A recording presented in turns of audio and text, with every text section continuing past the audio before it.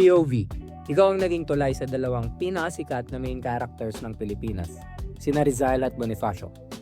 Sa walang katapusang debate kung sino nga ba ang the greatest of all time o ang GOAT na dapat maging pambansang bayani, may isang taong nag-uugnay sa kanila, si Dr. Pio Valenzuela. Pamilyar ba?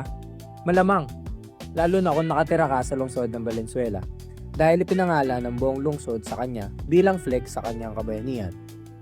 Pero sino nga ba siya bago siya naging pangalan ng lugar? Bukod sa pagiging doktor, siya ay miyembro ng Katipunan, isa sa mga nagpatakbo ng pahayagang kalayaan, naging mayor ng Polo, at matapang na sugo na palihim na bumisita kay Dr. Jose Rizal sa Dapitan. Upang kilalanin si Dr. Pio Valenzuela, puntahan natin ang museo niya. Ito ang Dr. Pio Valenzuela Museo. Ito ay replika ng kanyang bahay dahil ang original ay dumaan sa sunog at baha. Ang museo na ito ay gawa sa mga naisalba at naitabing parte ng kanyang bahay at binuo muli.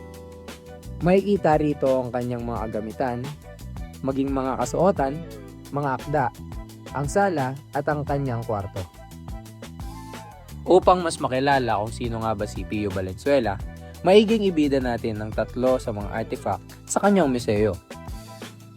Una, ang kanyang klinika. Sa unang palapag, makikita ang kanyang clinical bed, surgical lights, scalpel, at mga basyo ng gamot. Ito ang patunay ng kanyang healing galing era.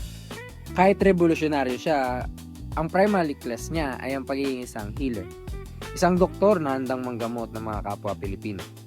Nagkaroon ng mantra si Dr. Pio.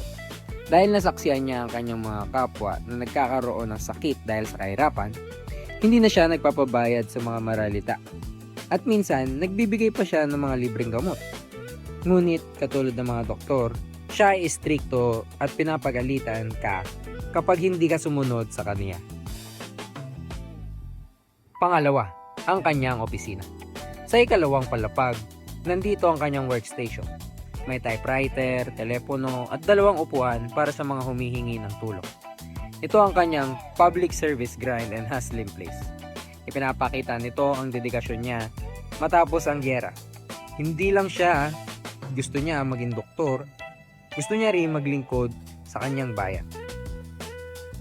Ikatlo, ang Minerva printing machine.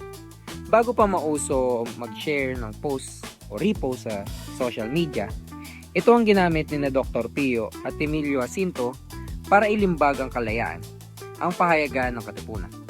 Ito ang nagpa-viral sa kilusan at nagpadami ng kanilang miyembro. Pen is mightier than sword, ika nga nila. Sa pamamagitan ng tatlong artifacts na ito, malinaw kung bakit deserve ni Dr. Pio na maging pangalan ng ating lungsod. Ang kanyang klinika ay sumisimbolo sa kanyang pagmamalasakit. Ang opisina ay nagpapatunay ng kanyang walang sawang serbisyo at ang printing machine na nagpapakita ng kanyang tapang na ipaglaban ng katotohanan. Si Dr. Pio ay hindi lang basta pangalan ng lungsod. Isa siyang inspirasyon at patunay na tayong mga Pilipino ay hindi dapat maging background o side character lang sa sarili nating bansa.